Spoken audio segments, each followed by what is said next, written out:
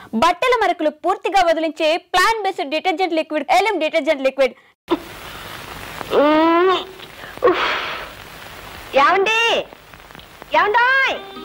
ఏమిటో నీ పిలుపు వినిపిస్తే బెడ్రూమ్ నుంచి ఎవరైనా హాస్పిటల్ వచ్చా వంటగది నుంచా? చాలే ఊరుకోండి, జాడీ మూత రావట్లేక చూడండి. బాడిముడియా? జాడీ మూత రావటం లేదంటావా? అంతేగా, ఓకే. పక్కన నిలబడి ఓ మూత జాడీ మాత ఊడిరా అమ్మ అంటే రాదు.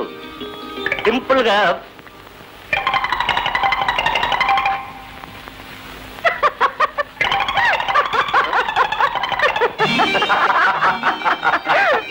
ఏం బావగారు, ఏమిటి జాడీతో కుస్తీ పడుతున్నారు? ఇలాంటి పనులు మాలాంటి కుర్రాలు చేయాలి కానీ మీ వల్ల ఏమవుతుందండి? లేవండి లేవండి.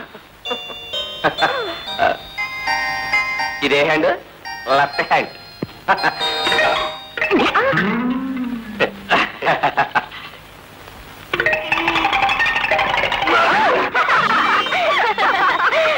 అక్క, ఇదే హ్యాండ్, లెఫ్ట్ హ్యాండ్.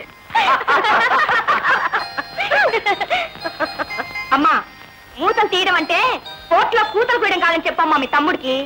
అక్క, మూతలు తీయటం అంటే మూతలు తిప్పడం కాదని నీ కూతురికి చెప్పు. చాలే ఊరుకుంటారా, ప్రతిదానికి పోట్లేటేనా? ఇంతకీ జాడీ మాట ఏమిటంటారు? ఈ జాడీ మూత రావాలంటే మా అమ్మ వచ్చి తీయాల్సింది. ఆ పట్టు పొడుపు మా అమ్మకు తప్ప మరెవ్వరికీ తెలియదు. అమ్మా అమ్మా, మీరంతా ఇక్కడ చేరారేమిటి? ఏం లేదత్తయ్య, జాడీ మూత తీయలేక మీ అబ్బాయి అవస్థ పడుతూ ఉంటేను. ఆగక్కడ, ఆగిపో అంతే. మూత తీయలేక వాడవస్థ పడుతుంటే మీ అక్క తమ్ముడికి చెమటలు పోసాయేమిటి? పచ్చడి తినటానికి తప్ప మూటలు తీయడానికి పనికిరారు. తప్పండి తప్పండి.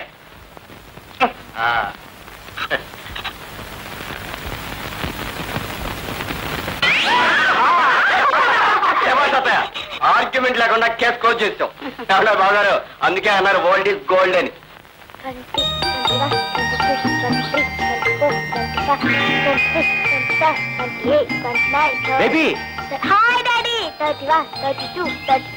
ఏమిటమ్మా, నిన్ను గంతులు వేయొద్దన్నానా? గంతులు వేస్తే ఏం డాడీ? వెయ్యొద్దన్నాను అంతే. నా మాట వినాలి. సరే డాడీ, ఇక్కడ నుంచి ఆడను. మమ్మీ డాడీ వచ్చారు, మమ్మీ డాడీ వచ్చారు. ఈ పెన్ను నాకు ఇవ్వు డాడీ. అలాగే. వచ్చావా నాన్న? మోకం చూడు ఎలా అగ్గి కొట్టుకుపోయిందో. పొద్దున్న నుంచి సాయంత్రం దాకా ఒకటే చాకరీ అయ్యి. గుడికెడదాం అనుకున్నాం కదమ్మా, ఇంకా రెడీ కాలా? ఏది నీ గరాటే కూతురు ఇంకా రాందే? Karate కాదన్నమ్మా, karate. నాకు తెలుసులేవో, నేను చదువుకున్న ఆరోప. అవును, రాజా ఇంకా రాడదా కోర్టు నుంచి? నేను రెడీ బాబు గారు. నాకు కరాటేలు లేవు కదా. బుద్ధిమంతులుగా కోర్టు నుంచి సరాసరి ఇంటికే వచ్చేసా. మీరు రెడీ అవ్వండి, ఈ లోపు సునీత వచ్చేసి. అలాగే.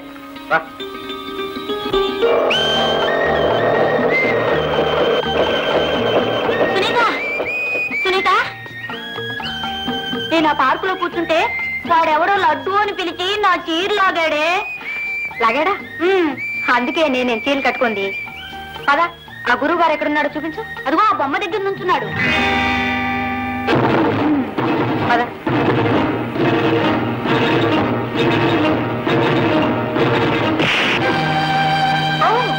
సారీ.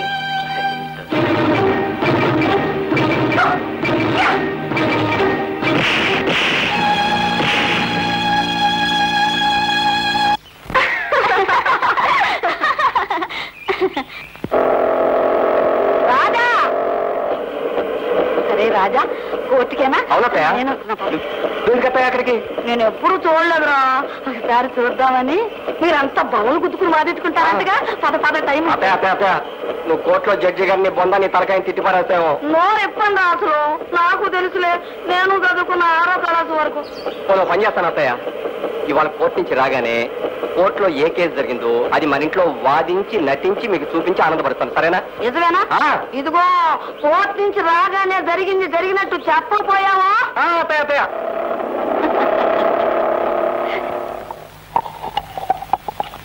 అత్తయ్య ఒకసారిలో వస్తారా?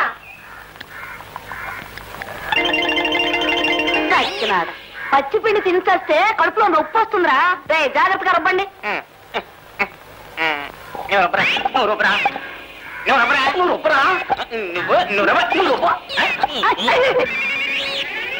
అత్తయ్య అత్తయ్య, ఇవాళ కోర్టులో గమ్మత్తైన కేసు ఒకటి జరిగింది. ఒక అత్తగారికి కోడలికి మధ్య గొడవ జరిగితే తల్లి మాట విని పెళ్ళానికి విడాకులు ఇవ్వడానికే సిద్ధమైపోయాడు. తల్లినే సమర్థించాడన్నమాట. శభాష్. కొడుకు అంటే అలా ఉండాలి. తల్లికి పెళ్ళానికి పడకపోతే పెళ్ళానికి విడాకులు ఇమ్మంటారా? ఇదెక్క న్యాయం అత్తయ్య? అదే న్యాయం అమ్మాయి. తల్లి అంటే ఎవరనుకున్నావు? దేవత. కాదన్నత్తయ్య, తల్లి దేవతే, పెళ్ళాన్ని దెయ్యం కాదు కదా. అది కాదమ్మా. ఆగండి. సరిగ్గా కోర్టులో కూడా ఇదే విధంగా వాదించుకుంటారు. ఇంకా వివరంగా చెప్పాలంటే సైలెన్స్. ఒక మనిషి జీవితంలో తల్లి గొప్ప, భార్య గొప్ప. ఈ విషయంపై వాద ప్రతివాదనలు జరిపేందుకు కోర్టు అనుమతించడమైనది. మైలార్డు, తల్లి తన బిడ్డని 9 మాసాలు మోసి కంటుంది. 25 ఏళ్లు పెంచి పెద్ద చేసి ఒక మనిషిని మనిషిగా తీర్చిదిద్దేదే తల్లి. ఏ తల్లో తీర్చిదిద్దిన మనిషితో జీవితాంతం కలిసి గడపటం, కష్ట నష్టాలు పంచుకోవడం భార్య గొప్ప. ఒక మనిషిని 25 ఏళ్లు పెంచి ఒక అమ్మ చేతిలో పెట్టిన తర్వాత ఆ మనిషిని జాగ్రత్తగా చూసుకోవడం భార్య బాధ్యత. ఆ బాధ్యతలో చేసిన పని గురించి గొప్పలు చెప్పుకోవడంలో అర్థం లేదు. మీరంటున్నది నిజమే. భర్తను గొప్పగా చూశానని భార్య చెప్పుకోవటంలో అర్థం లేదు. అలాగే తల్లి తన బిడ్డను పెంచి పెద్ద చేశానని గొప్పలు చెప్పుకోవటంలో కూడా అర్థం లేదు. 9 మాసాలు మోసి కని పెంచిన తల్లిని కాదంటే పాపం చుట్టుకుంటుంది. కట్టుకున్న భార్యని కాదన్న ఆ పాపం చుట్టుకుంటుందండి. ఒక తల్లి కంటేనే ఓ భార్యకి మొగుడు పుట్టేది. ఆ ఆడది నిజానికి ముందు భార్య అయ్యేనండి, మరో ప్రాణికి తల్లి అయ్యేది. తల్లి నూనె లాంటిది, బిడ్డనే ఒత్తికి ప్రాణం పోస్తుంది. భార్య ప్రమిద లాంటిది, ఒత్తి వేడిని నూనె బరువుని నవ్వుతూ భరిస్తుంది. ఆగక్కడ, ఆగబో అంతే. ఇందాక నుంచి చూస్తున్నాను, ఊరికే పెన్నాడిస్తావేంటి? నా మాట రైట్ అని ఒప్పుకోకపోతే ఊరిగట్టి కొడతా. లీడర్లో మురుగులతో కొట్టుకోవడాలు, పెన్నులతో పొడుచుకోవడాలు, గిల్లుకోవడాలు చేయకూడదు. వాదించుకోవాలి అంతే. ఇక నేను వాదించలేనురా. నేనేది చెప్పినా అంత బలంగానూ ఎదురు దెబ్బ తీస్తుంది నీ పెళ్ళం. ఒరే జడ్జిగా నువ్వు చెప్పరా, తల్లి కోరుకునేది ఏంటి? Objection your honour. జడ్జి గారిని ఒరే అని పిలిచి అవమానపరుస్తున్నారు ప్లీడర్ గారు. అబ్జెక్షన్ ఆవకాయ బద్ద. వాడు జడ్జి అయినా పోలీస్ అయినా తల్లికి బిడ్డే. అందుకే నేను వాడిని ఒరే అని పిలుస్తాను అంతే. ఒరే, నేను కోరుకునేది ఏమిటో తెలుసా? కొడుకు చేతుల మీదుగా దాటిపోవాలని, కొడుకు ద్వారా పుణ్యగతులు సంపాదించుకోవాలని ఏ తల్లైనా అంతే కోరుకుంటుంది. తల్లే కాదండి, భార్య కోరుకునేది కూడా అదే. తన భర్త చేతుల మీదుగా సుమంగలిగా వెళ్లిపోవాలని. ఆగండి అక్కడ, ఆగిపోండి అంతే. సరిగ్గా కోర్టులో కూడా ఇలాగే వాద ప్రతివాదనలు జరుగుతాయి. ఏది నిజమో ఏది అబద్ధమో తెలుసుకోలేనంత పకడ్బందీగా లాయర్లు వాదిస్తారు. ఆ వాదనలోంచి లా పాయింట్లు లాగి జడ్జి గారు తీర్పునిస్తారు. ఇప్పుడు మన జడ్జి గారు తల్లి ప్రేమ గొప్పదా, భార్య ప్రేమ గొప్పదా అనే విషయం మీద తీర్పునిస్తారు.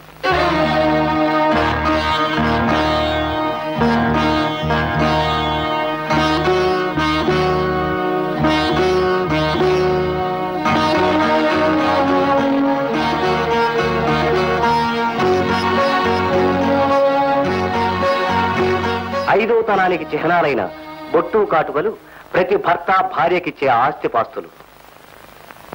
అవి నిలవాలనే కోరికతో, నిలుపుకోవాలనే తపనతో, తనకు కూడా తెలియని కొద్దిపాటి స్వార్థ బుద్ధితో భార్య భర్తకి సేవలు చేస్తుందని ఆపాదించవచ్చు. తల్లి ప్రేమపై అటువంటి ఆపాదనలు చేసేందుకు ఎక్కడా ఆస్కారం లేదు. తన కొడుకును భార్య చేతికి ఒప్పగించాక కూడా తన బాధ్యతలు తీరిపోయాయని తల్లి ఊరుకోక కొడుకు శ్రేయస్సు కోసం జీవితమంతా తాపత్రయపడుతుంది. అందుకే ఆర్యులు భగవంతుడి కంటే తల్లికి ప్రథమ స్థానాన్నిచ్చి సత్కరించారు. మాతృదేవో భవ అన్నారు. తల్లి కడుపు చూసి అన్నం పెడితే భార్య జేబు చూసి పెడుతుందన్న లోకోక్తి ఉంది. పై కారణాల వల్ల ఇల్లాలి ప్రేమ కంటే తల్లి ప్రేమ గొప్పదని తీర్పు చెప్పడమైనది.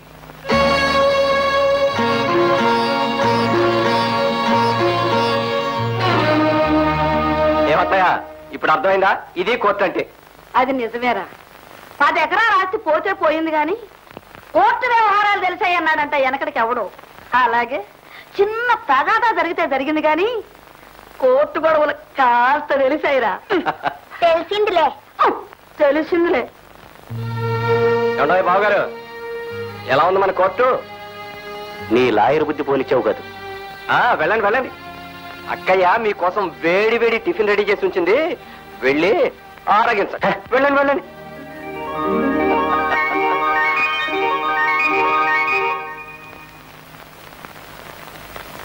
శ్రీలక్ష్మి కళ్ళజోడేదో. నన్ను అడుగుతారే? వెళ్ళి మీ అమ్మగారిని అడగండి. తల్లి ఎక్కువని పెళ్ళం ఎందుకు పనికిరాదని పెద్ద తీర్పు ఇచ్చారుగా. తీర్పు ఈ వ్యవహారాలన్నీ ఆవిడని చూసుకోమన్నది. తల్లి దగ్గర తల్లి ఉంచుకుని అన్నం పెట్టించుకుని వెళ్ళండి ఆఫీస్కి. ఎందుకే పలకం పట్టింది అన్న అలా ఊగిపోతావు? సరిగ్గా కూర్చోలేవు. పెళ్ళం జేబులు చూసి అన్నం పెడుతుందట, తల్లి కడుపు చూసి అన్నం పెడుతుందట. ఓ అబ్బా, దర్గా జేబులన్నీ కన్నాలు, వాటిని బంగారం పోసుకొస్తారని చూస్తుంది భార్య. నీకు కాదు, పెళ్ళానికి స్వార్థం అట. వినవే పిచ్చి మొద్దు, 4 ఏళ్లలో నువ్వు ఎవరికొకరికి పెళ్ళాను అవుతావు. మొగుడికి స్వార్థంతో సేవలు చేస్తున్నట పెళ్ళాం. తన బొట్టు కాటుక తప్ప వీరు సుఖమే కోరుకోదట. వివేకానందుల్లా పెద్ద లెక్చర్ ఒకటి. అబ్బా, తల్లులకి ఏం స్వార్థాలు ఉండవండి, పెళ్ళాలకే స్వార్థాలు. ఎందుకే నెత్తిని అలా చేతులు పెట్టుకుంటావు? 4 ఏళ్ళు ఆగు, చివరికి మనకు మిగిల్చేది మొగుళ్ళు అవే. చెయ్యి. పొద్దున్న లేస్తే లక్ష్మీ బ్రష్ ఎక్కడా, లక్ష్మీ పేస్ట్ ఎక్కడా, లక్ష్మీ సబ్బు ఎక్కడా, లక్ష్మీ తుండుగుడ్డ ఎక్కడా అని 1000 పనులు చెప్పి చేయించుకోకపోతే పొద్దు గడవదు. స్వార్థం అట, స్వార్థం. ఏ తల్లో వంట చేస్తే ఎడం చేత రాసి పారేసిన నవల్లో 2 ముక్కలు బట్టి పట్టుంటారు. తల్లికి నిస్వార్థం, భార్యకి స్వార్థం అని చిలక పలుకులు పలికారు. ఏమో శ్రీమతి, అష్టోత్తరంతో ఆపుతావా? సహస్రనామం కూడా చేస్తావా? అదేదో కానిచ్చి హారతిచ్చి. మాట్లాడకండి మీరు. మిమ్మల్ని చూసి ఒళ్ళు మండిపోతుంది నాకు. పొగడితే తల్లి పనులు చేయించుకోవడానికి పెళ్ళావునా? ఎందుకా నవ్వు? పిల్ల ఉంది కాబట్టి ఊరుకుంటున్నాను. లేకపోతే ఏం చేస్తావు?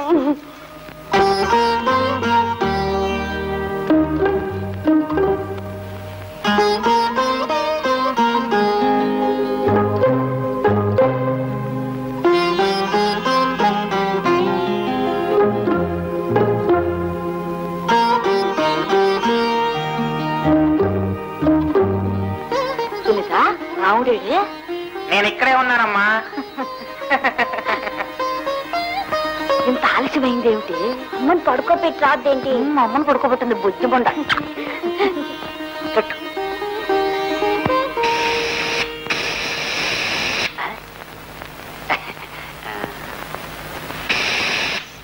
అదేమిట్రా బోరా ఊతుంటే బొగ్గలు పుతున్నాయి? సరిగ్గా ఊదు. నిన్నటి రోజున ఆయన భార్య కంటే తల్లే గొప్పదని చెప్పినప్పుడు నేను బాధపడ్డాను. కానీ ఈ రోజు నా పిల్లలకు నేను తల్లినేనని, తల్లిగా మీకందిన గౌరవం నాకు చెందుతుందని ఇప్పుడే తెలుసుకోగలిగాను. అత్తయ్య, మీరు మీ అబ్బాయికే కాదు, ఈ ఇంటంతటికీ తల్లి. అత్తయ్య,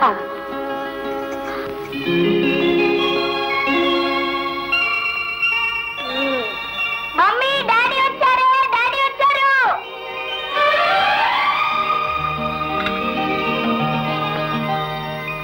April fool, April fool, April fool, April fool. Mummy April fool, నాన్న ఏప్రిల్ ఫూల్.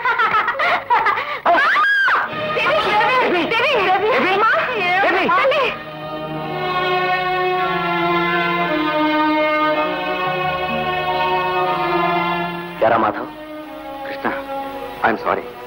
బేబీకి పుట్టుకతో ఏర్పడ్డ గుండెలోని బెజ్జం వయసుతో పాటు పెరుగుతుందిరా. రే, బేబీకి ఏం ప్రమాదం లేదు కదా? నా బేబీకి ఏమైనా జరిగితే? Krishna, what is this? నువ్వే ఇలా బెంబేలు పడిపోతే ఎలా? ఇంకో ఏడాది గడిచాక ఆపరేట్ చేయొచ్చు. అప్పుడు ఎలాంటి ప్రమాదం ఉండదు. కాకపోతే ఈలోగా ఎలాంటి షాకింగ్ న్యూస్ లేకుండా చూడాలి. అఫ్ కోర్స్ నువ్వు నీ బేబీని ప్రాణంలా చూసుకుంటావు అనుకో. నాకేమైంది డాక్టర్ అంకుల్?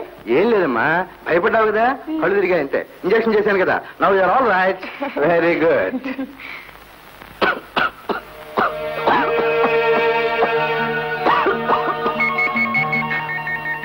పదమ్మా. ఏమిటి అలా చూస్తున్నావు? ఏం లేదు, రేపు ఉదయం ఒకసారి వెళ్ళరా. ఎందుకు? చెబుతానుగా.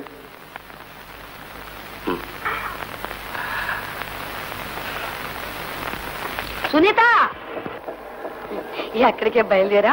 కరాటే క్లాస్ కి నానమ్మా. ఆ కరాటే ఏదో నేను చూస్తానే. అక్కడికి నువ్వెందుకు? అక్కడంతా నాలా పాలి షర్ట్ వేసుకొని ఉంటారు.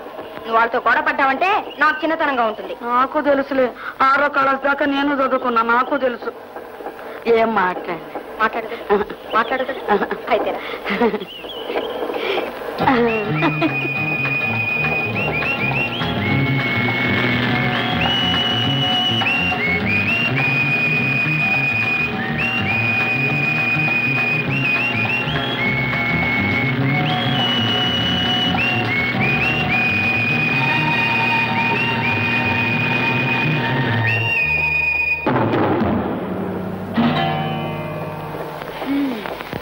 ఆపేవేమిటే?